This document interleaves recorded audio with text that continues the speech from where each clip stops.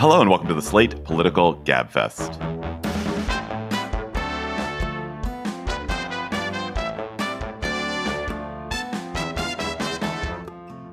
July 20th, 2023, the Trump Legal Traffic Jam edition. I'm David Plotz of CityCast in Washington, D.C. I'm joined by John Dickerson of CBS Primetime from New York City. Hello, John. Hello, David, and hello, Emily. Even though you haven't introduced her yet, I feel it's always weird to not say hello to Emily. That is true. That's nice of you. I appreciate it. That's Emily Bazelon of the New York Times Magazine and Yale University Law School. Just learned an amazing fact about how Emily does the show after 17 years, which is Emily records kneeling, which is insane. And it's very prayerful, although not Jewish prayerful. I was going to say, I always genuflect to both of you, but that's mostly implied. This week on the Gabfest, so many new legal twists and turns and challenges for Donald Trump in the courts and for his allies in the courts, too. Then why are all of Trump's Republican challengers bombing? Then the Republican campaign against the woke military and why this campaign has gotten so contentious and out of hand. Plus, of course, we'll have cocktail chatter. I'm so sorry, ma'am. I know you need this medicine, but it looks like it's not covered by your insurance. Yeah, unfortunately, I had to deny that one. Wait, who are you? I'm your insurance company's pharmacy benefit manager. I get paid based on the price of a medicine, and I don't make as much money off this one. No one should stand between you and your medicine. Visit phrma.org/middleman to learn more. Paid for by Pharma.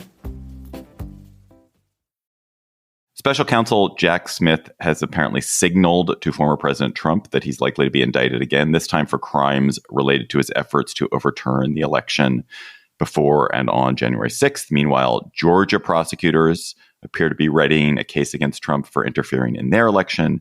And Michigan's Attorney General Dana Nessel, who we'll hear from in a second, charged 16 people with crimes relating to their attempt to be fake electors for Trump in 2020. This plan to reject the will of the voters and undermine democracy was fraudulent and legally baseless. The false electors' actions undermined the public's faith in the integrity of our elections and not only violated the spirit of the laws enshrining and defending our democracy, but, we believe, also plainly violated the laws by which we administer our elections in Michigan and peaceably transfer power in America. Emily, based on what we've learned so far, what is it that Smith could plausibly charge Trump with? Which, incidentally, would be the third set of criminal charges he is facing at the moment. Incidentally, yes. Two of the charges are pretty familiar: conspiracy to defraud the government and obstruction of an official proceeding. And the obstruction part would be, obviously, the certification of the 2020 election vote in the Capitol on January 6th. There's a third statute at issue, which is called Section 241 of Title 18 of the U.S. Code. And it was enacted after the Civil War so that federal law enforcement agents could go after groups like the Ku Klux Klan, who were terrorizing people to prevent them from voting. It's been invoked in more recent cases with allegations of things like election tampering.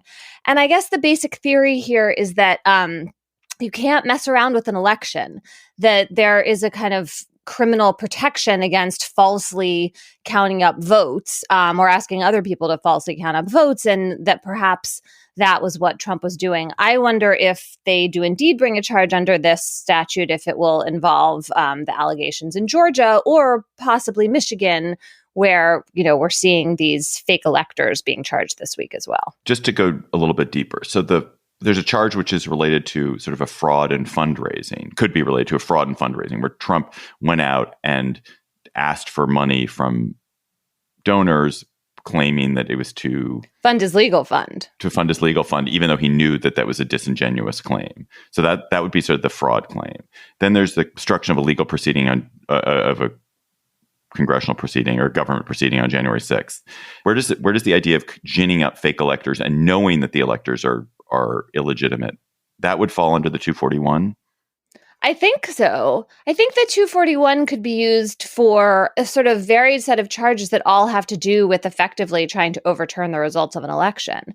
And so if you can tie Trump to the fake elector schemes, or if you think his call to Brad Raffensperger, the Secretary of State in Georgia, and his sort of insistence on hunting for votes there, if you think that that is criminal in its behavior, it looks like Section 241 could be the place where the government would put all of that. Couldn't it also be in a conspiracy to commit fraud?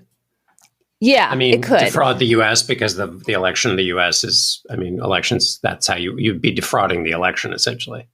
Yeah, they could try to put it there. Georgia also has a state statute that is a pretty tight fit for the idea of obstructing an election. You're not allowed as an elected official to get in the way of an election being certified, carried out the way it's supposed to be. Election interference, effectively, is a state charge in Georgia. And so that could be part of the indictment as well, even though those are state charges. I'll ask this a question of you, John, because I saw you tweeted about it. I don't know if you posted it on Threads as well, but it was an indirect tweet. How much of these Trump charges do you think depend on his state of mind? And even if it's not legally dispositive what his state of mind is, I imagine it would be a lot easier to convince a jury that these are crimes if it is clear that he knows that he lost the election. Yeah, I think the reason I tweeted that is because this is my point that I make constantly, and we might as well make it at the start here, which is this always has to be thought of not just in the context of his legal peril and the defenses made in the legal context, but also that he is asking to be rewarded for all of this behavior with a second term. So when his son-in-law, Jared Kushner, said, he really thinks that the election was won, that might get him off for the reason you just suggested, which is that in some of these cases, it would be, it seems that what Jack Smith is trying to prove is that Trump knowingly engaged in fraud when he knew he had lost the election. But even taking it out of the legal realm, do you want a president in the United States who thinks the moon is made of cheese? In other words, if Kushner says he legitimately thought he won, that's an act of delusion that you wouldn't want a person in a position of power. I mean, you wouldn't even want a person with that level of delusion, like making sure that your garden was watered. I always try to think of these things in the double context. What is it from a legal standpoint, Emily? I mean, how much does it matter legally? And then, of course, there is this sort of, even if it doesn't matter legally, to a jury, it might matter. I mean, state of mind does matter. It's called, the legal term of art is mens rea. Depends on the statute, whether you have to show like he was willfully doing something or negligently. I actually think that John's right. There's going to be evidence that he knew. But short of that, at some point when you are the president of the United States and there's overwhelming evidence for something, if you want to pretend that you don't know something that is like as plain as the nose on your face, that can't be an excuse anymore. I would think the jury would agree with that and that the prosecutors would be able to make that stand as the test that they're passing.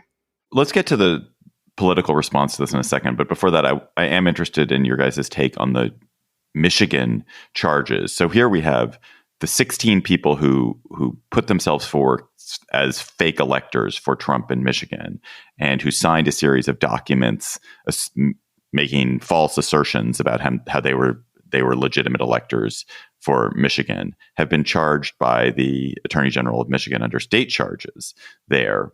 And I think Dana Nessel, the Attorney General's belief was, it looks like these folks are going to go off scot-free, that the federal government is not going to charge them, and there will be no federal crimes charged. And we can't have a situation where people are not punished for making significant efforts to subvert the elections in Michigan.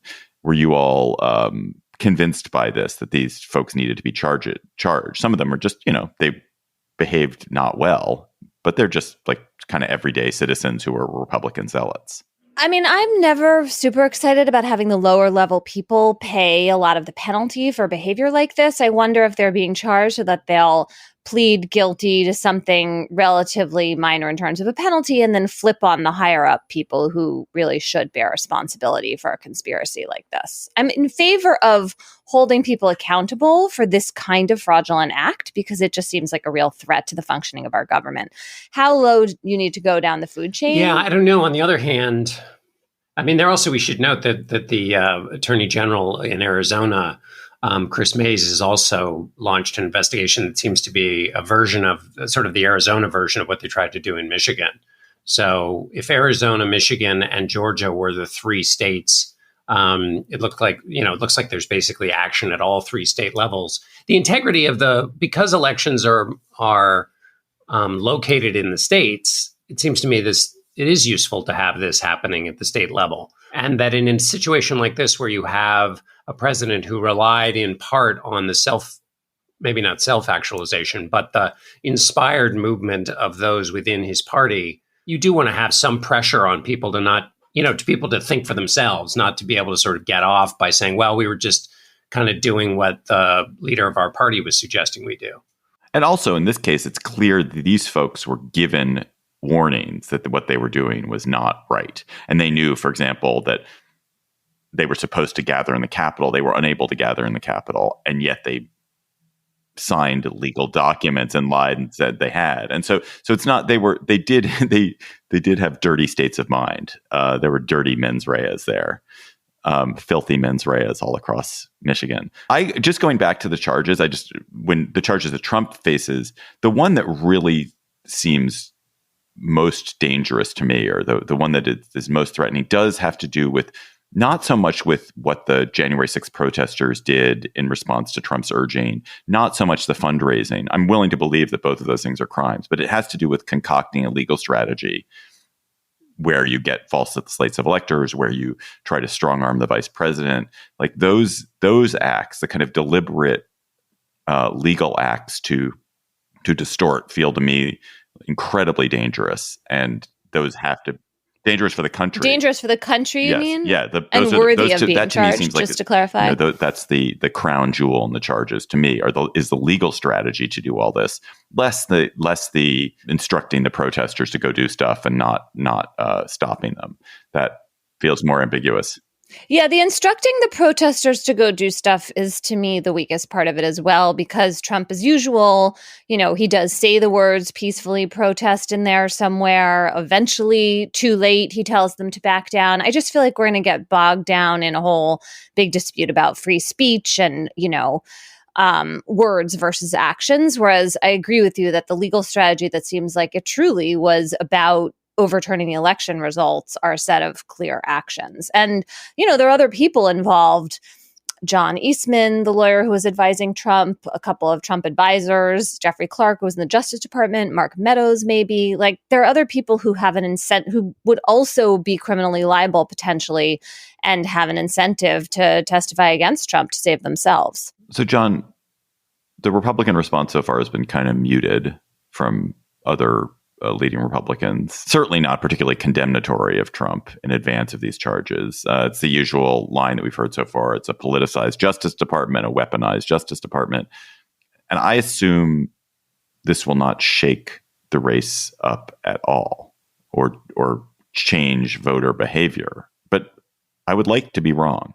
You're not wrong. Remember what Kevin McCarthy said, the House Speaker, when this happened. He said the president bears responsibility for the attack and that he has to admit his responsibility, not only admit it out loud, but then take actions after January 6th to smooth the way for a peaceful transition for Joe Biden. Trump did none of those things. In the subsequent time period, more and more evidence has come out of the mouths of Trump's closest aides and family members of acts he took that further confirm Kevin McCarthy's original assessment. And yet Kevin McCarthy is now flirting with the idea of possibly trying to hold votes to undo Trump's second impeachment, which was related to the run-up to January 6th and the events of January 6th.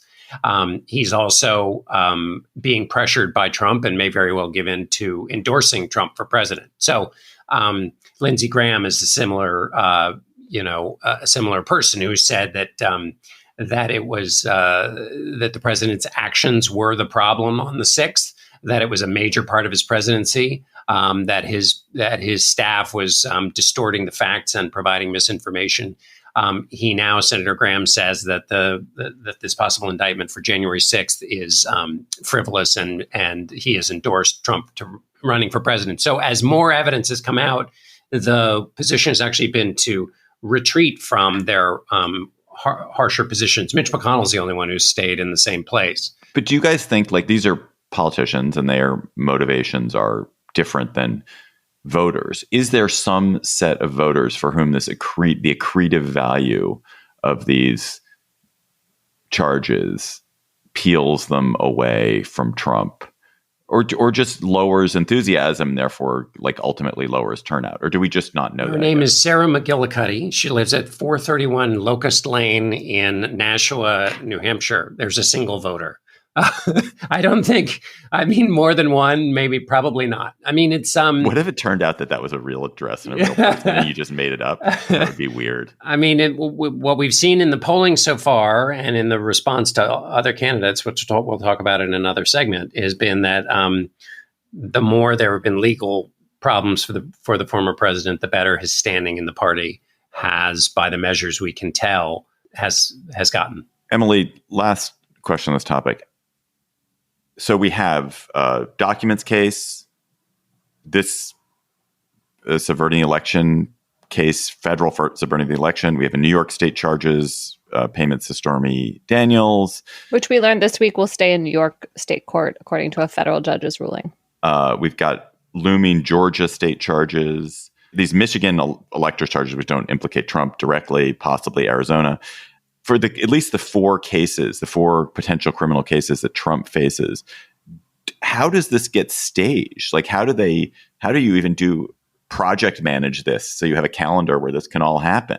New York State Court is different from federal court. The Justice Department will be managing a case in Florida and perhaps one in D.C. as well. The D.C. case, if it comes to fruition, as it seems like it probably will, looks like a better jury pool for the Justice Department. And then there would maybe be a case proceeding in Georgia State Court. I am sure the different judges will be aware of each other and the calendars they are setting, but the Trump legal teams will surely try to drag this out as long as possible, and they'll use the multiple proceedings as a reason for doing that. And they did already this week in front of Eileen Cannon in Florida in the Mar-a-Lago documents case, arguing that basically not only was there a boatload of stuff in that case that they would take them forever to go through, but that Trump also was facing these other challenges, and that for him to go through and look and prepare himself for that case, given all the other things he's got to worry about, was a reason for delay. The whole game for them is delay, for the very obvious reasons that if he's elected president, then something strange is going to happen to all of these charges. And if they're not resolved, he can federally pardon himself, maybe. Who knows? But certainly if he gets elected, that would cast an entirely new framework. He would control the Justice Department. It's just a complete, a big win for him to delay this as much as possible. Slate Plus members, if that's part of the regular offering of the Gabfest, imagine what Slate Plus offering would be. If John Dickerson can bring that on just a random Thursday morning, not a random July 20th Thursday morning, imagine what he'll bring to a Slate Plus discussion. You get bonus segments on the Gabfest if you become a member. And this week's bonus segment, we're going to talk about the actors and writers strikes in Hollywood. Do they matter? Who should win them? If you go to slate.com/Gabfest Plus, you can become a member today. Slate.com/Gabfest Plus. I'm so sorry, ma'am. I know you need this medicine, but it looks like it's not covered by your insurance. Yeah, unfortunately, I had to deny that one. Wait, who are you? I'm your insurance company's pharmacy benefit manager. I get paid based on the price of a medicine, and I don't make as much money off this one. No one should stand between you and your medicine. Visit phrma.org/middleman to learn more. Paid for by Pharma. Hey listeners, this is Joel Anderson, host of Slate's Slow Burn, Becoming Justice Thomas. I want to tell you about a live event we're doing on July 25th at 7:30 p.m. at the Hamilton in Washington, D.C. Join me and a few very special guests for a night of conversation, a behind-the-scenes look at the making of the show, and even a few surprises. I'll be interviewing Senator Sheldon Whitehouse of the Judiciary Committee, NYU law professor and MSNBC commentator Melissa Murray, Georgetown law professor Michelle Goodwin, and Thomas's old college friend Eddie Jenkins, a former NFL player and attorney. We'll talk all about the life and career of Supreme Court Justice Clarence Thomas, including his decades-long battle with affirmative action. And I'll perform an extended story from the season that may surprise, but will definitely delight you. For a limited number of fans, we will also host a pre-show cocktail hour with the Slow Burn team. And those who purchase that VIP package will get complimentary drinks and time with your favorite Slatesters. And if you're a Slate Plus member, you will receive a discount off your purchase. Go to slate.com/slowburnlive for more information and to purchase tickets. That's slate.com/slowburnlive. Hope to see you there. We are still a month away from the first debate and 6 months from real voting. But my goodness, the Republican field is struggling. Lower tier candidates like Doug Burgum, the North Dakota governor, are resorting to bribery to try to get on the debate stage. And it succeeded. Burgum has been offering people $20 in exchange for $1 donations to his campaign, because one of the thresholds for being on this debate stage is that you have 40,000 donors. So if you can get people to donate $1, he will add up his donors, and that will help him qualify for the debate stage. It's not legal. It isn't legal. You're not allowed to. That doesn't mean he will go to jail, but it's not really legal. It's not legal, or it's not allowed by the... Yeah, you're not allowed to compensate people. You're not allowed to reimburse people for their political contributions. Right. Otherwise, this would happen a lot. Although I guess if you normally spend more money than you bring in, that's not helpful. But you could reimburse bundlers, for example. Also, Mike Pence has hardly raised a dime. And Ron DeSantis is flailing in the polls. Not exactly plunging, but certainly not going, kind of plunging really in the wrong direction. I mean, he's down the average of polls, both FiveThirtyEight and Real Clear Politics. He's dropped 10 points since he entered the race relative to Donald Trump. That's kind of a plunge. And he's firing his staff. So John, no one is creating any weather for themselves. Do they all have the same problem? Is Trump their problem, or do they each have a different problem? It's a good question. I mean, each family is miserable in its own way. We all have our special idiosyncrasies, and so this is true too of candidates. They all have their own individual challenges, and that's true of any other campaign. But those individual challenges don't even get to come into play yet, really, because the big challenge is that Donald Trump is incredibly popular with the kinds of people who vote in primaries, who can, as Emily said, make his own weather. When he's not making his own weather, his enemies in the Democratic Party or liberal precincts are doing things to inspire Republican and MAGA voters, right? So if it's about negative partisanship, even if people don't like Trump, they really dislike Adam Schiff or whoever else it is that they don't like on the Democratic side. And it's really hard to fight through any of that with a candidate. And I still come back to this finding, which seems pretty consistent, which is that even Republican primary voters who aren't thrilled about Donald Trump, they're not thrilled about candidates who spend a lot of time attacking Donald Trump. So in a normal world, what you would say is this person has proved he has disqualified himself from the office he seeks based on the behavior while he was in that office. There is no clearer indication of his lack of credibility for the office by the standards we should apply during these campaigns, which is this person fit to do the job? That's the argument a Republican can make. It's probably one of the most destructive arguments you could make as a Republican candidate. The candidates I'm interested in, there are two candidates I'm interested in besides Trump. One is DeSantis, the other is Tim Scott. So I want to start with DeSantis. So, Emily, is DeSantis's problem, besides what you just identified, what John just identified, which is the overwhelming hold that Trump has, but is his problem DeSantis? Is it that he, as people get more exposed to him, they like him less? I am reminded that many months ago, John said that as people got a closer look at DeSantis, he was going to not live up to his image on paper, that he kind of seemed perfect, but that actually he had all these flaws.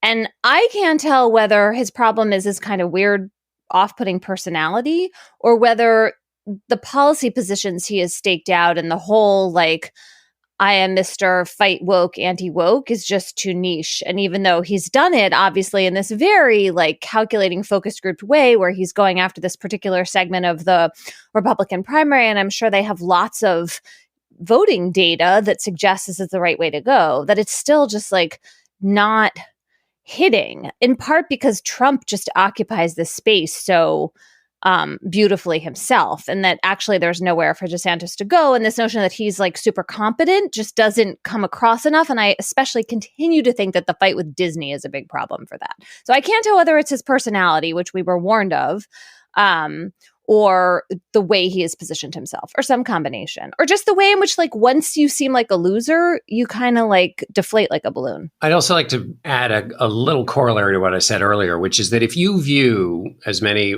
participants in the Republican primary process do, the investigations into Donald Trump as the weaponization of politics, and you think that Democrats are going to stoop to those levels, then you want somebody running your party who is a proven performer in cutting corners, being tough, breaking the rules, damning the torpedoes. And there's nobody in politics who's better at that than Donald Trump. So it's not just I framed it in the negative, which is that Republican primary voters don't want candidates who attack Trump. There's also a positive way to look at it. They see the race as an existential fight between those who know what's going on, which is that the liberals are going to ruin American life and the future of their children, and those who don't. And Ron DeSantis, as much as he talks about wokeness, is no match for Donald Trump in the existential fight against the liberal hordes. By the way, listeners, Emily is having some technical difficulties, so if she sounds odd or off for the rest of the show, that is why. Apologies. I feel like I should just have that as an excuse in my life always. I want to turn to Tim Scott, which is a sentence I thought I would never say. Who's that? I'm kidding. Tim Scott is not lighting up the polls. Like, I'm not pretending that Tim Scott is lighting up the polls. But Tim Scott, it does turn out, is extremely well liked. And Tim Scott has plenty of money. And he's a Republican senator from South Carolina running for president. Right. It's a good place. Yeah. Yes, noted. He's the non-Lindsey Graham Republican senator running from South Carolina. He's very conservative, very religious. He's definitely not anti-Trump, but he's also not an asshole. And he's attempting to occupy some sort of optimistic space in the Republican primary field. And it occurred to me, John, and this just could be my wishful thinking that the country is different than it is, that if Trump's legal troubles do somehow actually end up disqualifying, that the person who might benefit, that Scott feels like somebody who might emerge and rise. He's not an anti-Trumper. Doesn't have the personality flaws that DeSantis may have, and he's a likable character. Am I just completely kidding myself? Two things come to the fore when you talk about that. One is that if it's true that one of the big mistakes that I and others made in watching Trump's rise is that even though I knew there was an audience for Trump and felt that in my bones going all the way back to 1992 in the Buchanan campaign and even before that I didn't think that as big a portion of the evangelical kind of character first base of the Republican Party would flip as quickly as it would and align behind him when there were other candidates. If that was a mistake in over-reading all of that reporting I'd done over the years, talking to these voters who said personal character mattered so much to them and their candidates, is it possible that I'm over-reading what seems to me to be quite locked in the race, which is this hold that Donald Trump has on the party? What if I'm as wrong about that? And it's just like, it looks that way, but that ain't it. So I can't figure out how I'm wrong about that, but whatever. Maybe just wrongness is built in and will be yet to be discovered it. That would be one precondition for Tim Scott rising. The second thing about Tim Scott rising that seems possible is that Tim Scott is a great story for voters of any party to tell themselves of a candidate who comes from very, very humble beginnings and makes something of their life and then goes on to succeed in politics. That is the American dream in politics. And so if you are a member of a party, you want to get behind a candidate like that. And so particularly for a party where a lot of voters, whether they will admit it or not, have had to swallow deep principles that they've held their whole lives and repeated at Rotary clubs and told their family members about what constitutes a public figure and the character requirements of a public figure. They've had to swallow all of that. They wouldn't have to. They could celebrate it again with Tim Scott. He also has a lot of institutional support in the institution he comes from, in the Senate. So I think there are all these possibilities. It's just you have to get over that. And your question had embedded in it the idea that you get over it by having some legal event that actually does disqualify Trump. So I think if that happens, yeah, and he's got a lot of money. Tim Scott does in his bank account. So I think it's not a crazy thought. Emily, are you looking forward at all to this first Republican debate? Do you think a debate stage could change any of the dynamics in this race? I'm kind of curious in like a popcorn way. I guess it could if someone like really breaks out, but mostly I think it's just going to be like a melee. It will be a question of whether anyone figures out how to gang up on Trump, right? I mean, that would be the smart play, except if they coordinate in some way, then they could be aiding each other. And also none of them really seem to have, except for Chris Christie, I don't think Asa Hutchinson is going to be on the debate stage. So maybe Christie, if he's there, it seems like he's the only one who really has an appetite for going after Trump directly. And that is just the weirdest dynamic. In 1980, Reagan didn't show up at the first debate in Iowa, and all the other candidates beat up on him, and he ends up losing Iowa. And Bush comes out of it with the big mo, as he called it. Of course, the big mo got squashed in New Hampshire, which would be probably what would happen if somehow it hurt Trump. But the dynamic that hurt Reagan in 1980, I'm not sure that Donald Trump doesn't come out stronger from a debate he doesn't show up at. As Bob Costa pointed out, though, temperamentally, Trump doesn't like to resist a chance to counterpunch. And so while he seems to be saying he's not going to show up at the debate, could he really resist fighting in the moment with somebody who tried to come after him? Just as a matter of personal constitution, that'll be an interesting test. He'll be posting on Truth Social the whole time, and then they'll be reading those posts from the debate stage. No, but John's saying he'll show up. John's saying he'll show up. I'm making a different prediction because I think you're right, but that he won't show up. But I like your scenario much better. It would be also fascinating if all the other Republican candidates got together and said, look, it's a pretty simple, easy case to make for why he's either unelectable in a general election context, or he has, in the way he's behaved in office with respect to January 6th or other things, broken his oath and shouldn't be rewarded with a re-election. I'm not saying that would work, but you could imagine them all colluding to say we have to make this case collectively before we can each fight individually. They're literally temperamentally incapable of it. They don't believe it. Vivek Ramaswamy, who's probably running number 2 in the race, is actively opposed to that position.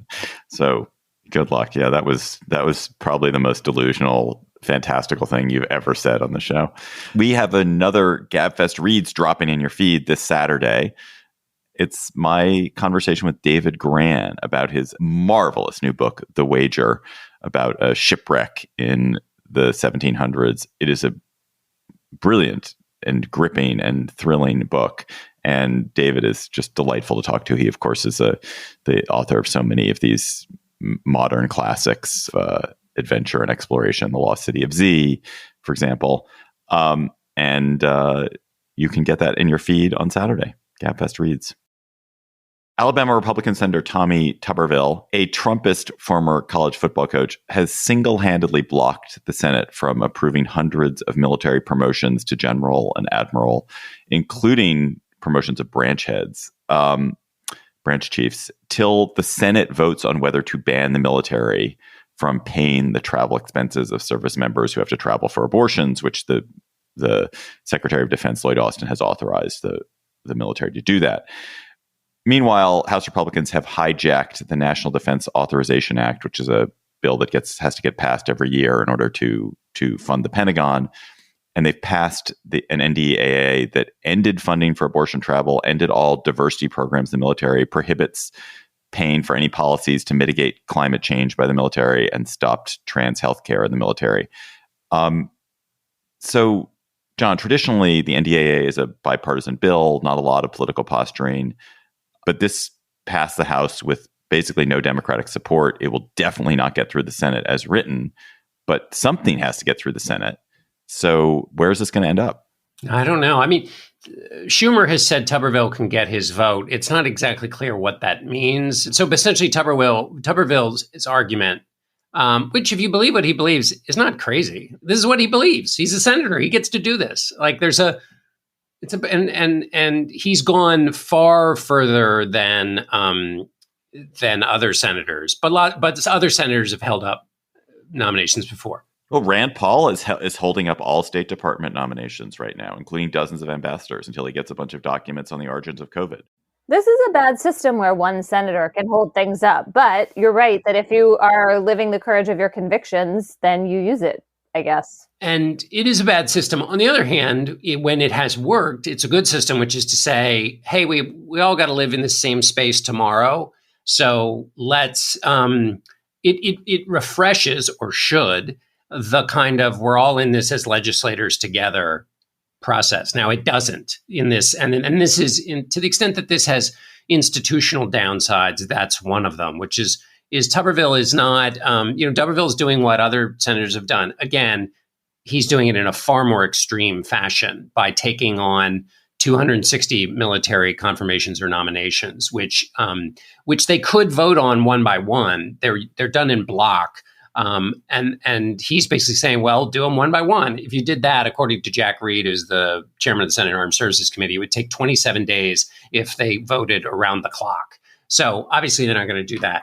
But Schumer said he can have a vote. So does that mean he gets a vote on an amendment to the NDAA, or does he get a standalone bill? And that matters because I think I might be wrong about this, but amendments to a bill usually have a 50 vote threshold.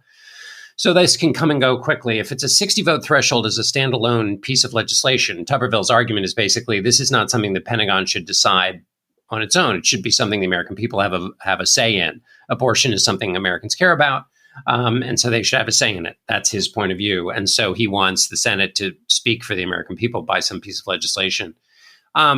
It may just he may get his vote and it goes away. I mean, he so far has not been kind of flexible in any way. So Schumer may give him what he wants and he may still say no. Emily, do you think it is ludicrous that the single senator can block unanimous consent, and by blocking unanimous consent makes it impossible for them to vote in a block on these nominees, and just forces them to have to slow walk everything? I mean, it's like it is it's work to rule. He's making the Senate work to rule, right? Is that an okay thing to exist or not? I mean, it does seem in this case absolutely ludicrous. But maybe you could cite for me an example where it would seem important. Unanimous consent is a really important tool of legislatures, right? They can wave through a lot of routine business quickly. It is unanimous, so in that sense, like that's how it works. Whether there should be some middle ground between having to individually approve everybody and take all this time and require every single person to be on board, that's a question that the Senate rule folks could ask themselves. But I don't have a problem with unanimous consent in general as having some role to play. One thing that interests me about this is I think it's quite bad politics for the Republican Party. I mean, I don't think Tuberville really cares. I'm sure his seat is perfectly safe, and maybe it's pretty good politics in his very red state. But Republicans would be much better off not talking about abortion all the time. There's lots of polling that suggests that. I couldn't agree with you more. Tuberville kind of looks the part, right? So if you're the Democratic Party and you want to say, and you've successfully said that the Republican Party is too extreme, then a senator who is behaving this way on an issue that's worked for you in the midterm election seems to me to be politically useful for you. He's also a senator who has forced the number 2 and number 1 Republican senators in the Senate to say things like, there's no place for white nationalism in our party. Because Tuberville, in a kind of clumsy, Tuberville basically it's just unbelievable. Defended white nationalists. In the end, he said, and I think that if you were being fair to him, I mean, he what he was trying to say is people who get called white nationalists are not all white nationalists. He was saying that this broad brush is used. Whatever. You don't want to be on the side of doing anything to give quarter to white nationalists. And that's the position he's put his party in. You don't really want that. So I'm not sure how this is great politics for having him at the center of things. I think the idea of readiness, which is the Secretary of Defense has said that these holds hurt readiness, and various other people on both sides of the aisle have said that this is a military problem. It hasn't persuaded Tuberville, and I don't think the politics of that are. I don't think that there's going to be a lot of people up in arms about readiness, but your point, Emily, about the salience of abortion seems to me to be a very good one. I was talking to a Republican strategist in a purple state yesterday who said that he just wished to God that abortion would go away for the sake of Republican candidates. Well, they're trying to make it go away. That is their plan. No, I meant as an issue. No, he was making the opposite argument that he wished it would stay available so people could stop voting on it because it is hurting Republicans. What did you guys make of the House Republicans emboldened, whipped to frenzy by their most conservative members, passing an NDAA that is filled with all these divisive amendments? Were they whipped to a frenzy? I thought they did it sort of begrudgingly. I mean, this is the problem that Kevin McCarthy is in, which is that I don't think he wanted that stuff in the bill. I think he had to do it because the MAGA portion of is angry with him for making the debt limit deal, and they want to assert themselves. So I mean, yeah, sorry, that is kind of what I meant. I meant it was I put it very poorly.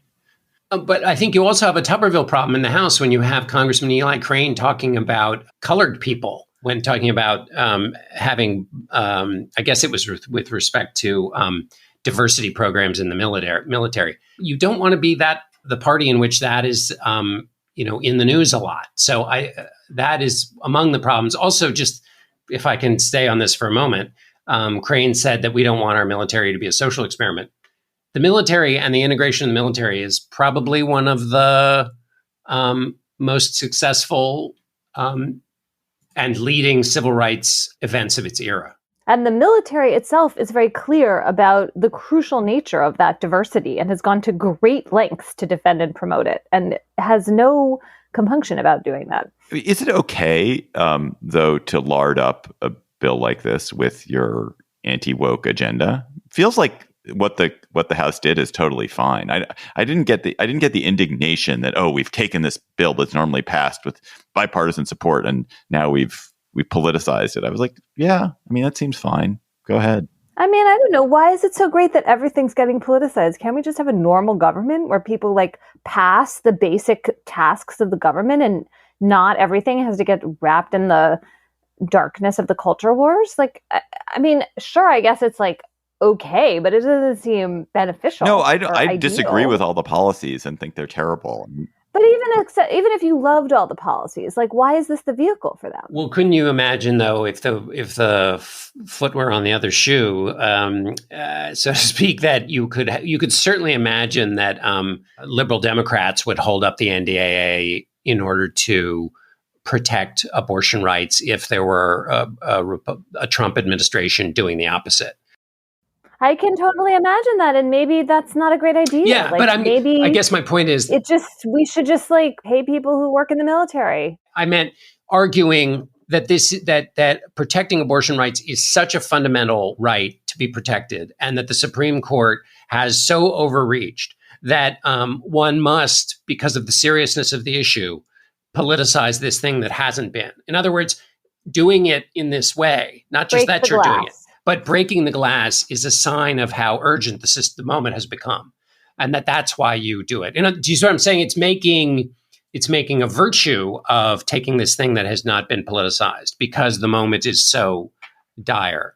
That seems to me to be totally plausible. Yeah, and I guess at least these are abortions in the military as opposed to writ large, right? We're talking about whether women can travel who are in the services and who pays for that. It's also important to make the distinction you just made, which is this is not to get abortions. This is merely to be reimbursed for travel.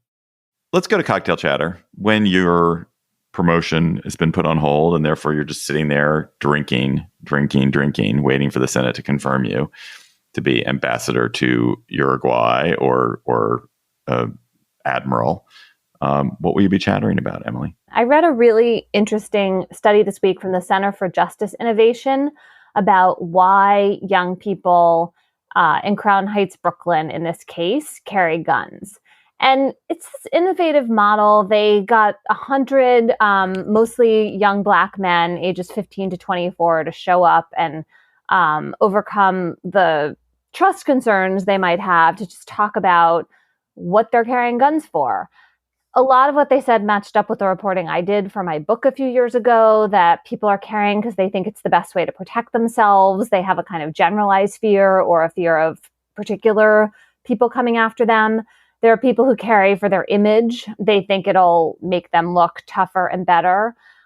People who carry as part of street hustles. And then there are, actual shooters, but they're in a real minority. And I just thought it was really worthwhile reading through these quotes about what people are going through. I always feel a sense of poignancy about this kind of reporting because people think they're making themselves safer when they carry guns in poor urban neighborhoods, but really they're not. They end up often in situations where there's a lot more danger to themselves or others. And so there's just this kind of sadness about, the understandable reasons why people feel fear and then the tactics that they go to address that fear, which are incredibly counterproductive.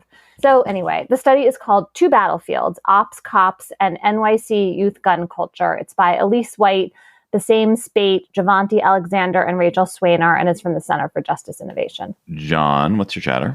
I have so many chatters, it's hard to... so I'll do two really quick ones.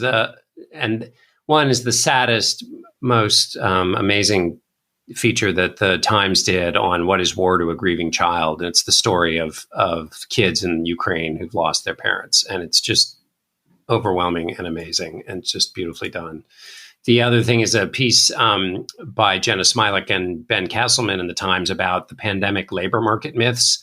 All of those things that were talked about during the pandemic about how work was going to change forever. Most of them totally didn't happen. It's just a great piece that resets all the sort of hot takes over the period of time. What were I saw that headline. I just didn't. The she session, the idea that women were overly affected by the pandemic. I believe it's the case that working age women are now as represented in the labor force as they have been since 2001, I believe. Quiet quitting is another one, and a few others. So these things might have happened in the moment, but they didn't stick, is the point. Anyway, but the real thing, though, is the Civil War coins that were found in Kentucky. My fascination with buried things that just sit out there and be mysteries waiting to be discovered. 700 gold coins found in a cornfield in Kentucky. There have been Civil War gold myths for a long time. Some of them sort of a part of, as I was reading this,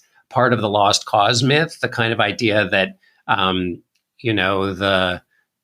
there is something precious that was buried by the war that has just got to sort of reemerge. There's a way in which the gold feels to me like it fits in with that theory. But this, I don't think, is the case in Kentucky because it was neutral at the time. It may very well that these 700 gold coins were buried in advance of a Confederate raid.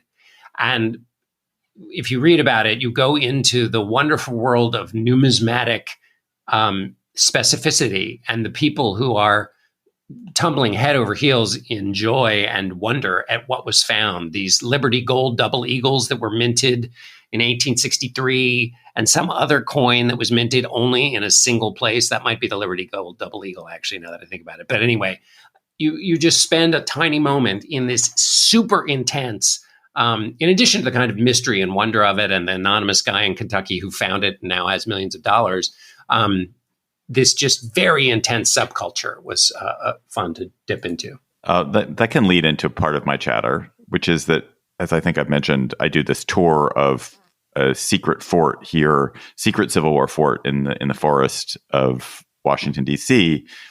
And as it happens, I had some cancellations, so there are now unexpected openings. So if you want to go on this tour on July 29th, look on Airbnb, exploring a secret fort.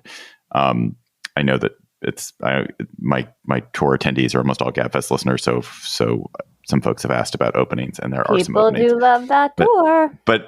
But actually, what was reminded me of it, John, is that just the kind of persistence of money in the Civil War is that there's one aspect of the story that I tell about this fort is that in 1864, a Confederate army besieged Frederick, Maryland, and threatened to burn Frederick, Maryland to the ground. Frederick, which is this beautiful town just outside of Washington, burn it to the ground unless they got a ransom of $200,000. And so all the banks of Frederick came together and supplied whatever hard currency they had and gave $200,000 to this Confederate general so that Frederick was not burned. And that was basically the city. The city took a loan from the banks to pay off the general. And that loan, made in 1864, was still being paid off in the 1950s. So it's just like it's a long stride the Civil War has. I just wanted my real chatter is just another time commending people to another Times piece.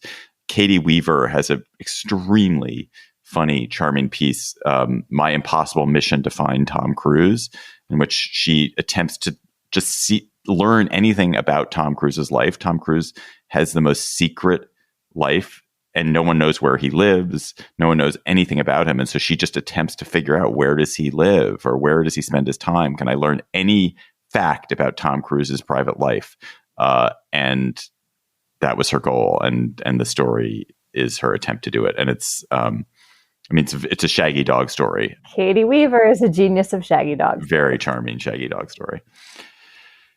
Listeners, you sent so many chatters. There were so many. I lost probably 45 minutes just leafing through chatters, following YouTube videos. It was an incredible variety of chatters that you sent us. Thank you so much. Please keep emailing them to us at gabfest@slate.com. Tweet them to us at @SlateGabfest. And our listener chatter this week comes from north of the border, Diane Denton of Toronto, Canada. Hi, this is Diane Denton from Toronto, Canada. My chatter is a compliment to last month's Gabfest Reads featuring Peter Singer. I'm chattering about Harriet McBride Johnson's essay, Unspeakable Conversations, which first appeared in the New York Times Magazine in 2003. While Singer is best known for his work around animal rights, he is infamous in disability circles for his arguments justifying infanticide of disabled infants. McBride, who is a disability rights lawyer and herself disabled, meets Singer for a face-to-face debate. She recounts that meeting in an essay that is smart, poignant, nuanced, deeply personal, and often quite funny. The first line is a heartstopper. He insists he doesn't want to kill me. Read it online or in Disability Visibility, edited by Alice Wong, an anthology packed with other standout essays by disabled writers. That is an essay that has always stuck with me. It is very memorable.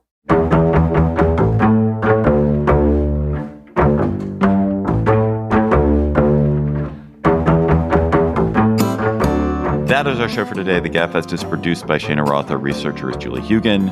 Our theme music is by They Might Be Giants. Ben Richmond is Senior Director for Podcast Operations. Alicia Montgomery is VP of Audio for Slate. Please follow us on Twitter at @SlateGabfest. Tweet chatter to us there, or better yet, email it to us at gabfest@slate.com. For Emily Bazelon and John Dickerson, I'm David Plotz. Thanks for listening. We'll talk to you next week.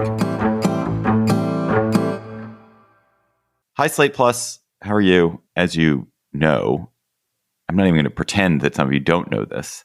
As you definitely know, there's strikes all across Hollywood, all across the American entertainment industry. The actors of America, their union, SAG-AFTRA, has joined the Writers Guild, which represents the folks who write TV and movies, in going on strike. And Hollywood is quite shut down. There are no new scripted shows being made. No new movies being made, no publicity being done by actors, no Emmys being done. And it's a really interesting fight. I mean, it's not one fight. It's a whole bunch of different fights. There are a lot of different things that are being argued about. These are two extremely powerful unions because the entertainment industry is such a profitable, lucrative industry. And the people who are the talent in the entertainment industry are incredibly powerful in a way that people in other industries are not. So actors, the actors union is ultimately super powerful because there are stars in it, and you can't, the world does not run without stars. You don't watch entertainment that doesn't have stars in it.